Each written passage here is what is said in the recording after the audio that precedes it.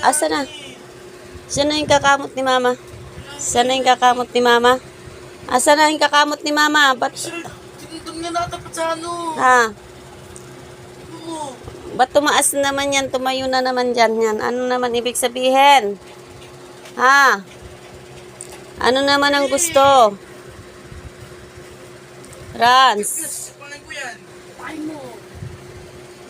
Ano naman ang gusto?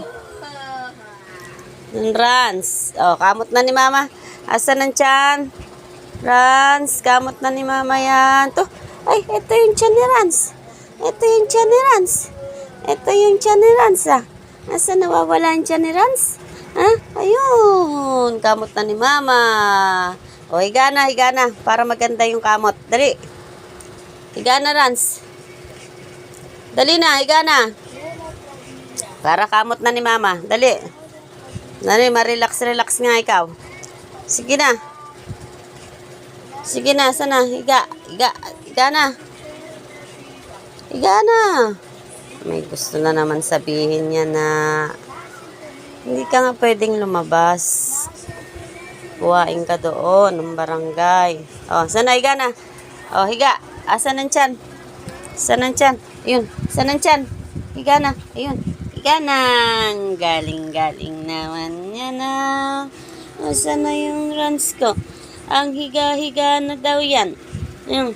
At yun ang binuka na yung hita. At ihiga ng papakamot na yan. Sus naman ang pakamot talaga lahat.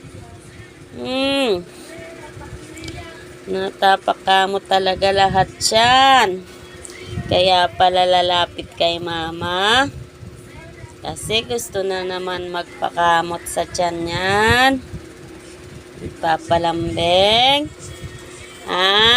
Sus naman, bukang-buka naman yan. Sus naman, bukang-buka naman yan. Ay, sus naman, bukang-buka naman. Papakamot lang pala. Magpapakamot lang pala. Kaya ginigising ang mama. Akala mo naman, baby. Akala mo naman yan, baby namin yan. Pakamot-kamot na lang lagi. Higa na. Sleep na. Pikit. Gusto ko nakapikit. Pikit yan. Ano naman nakita mo? Ay,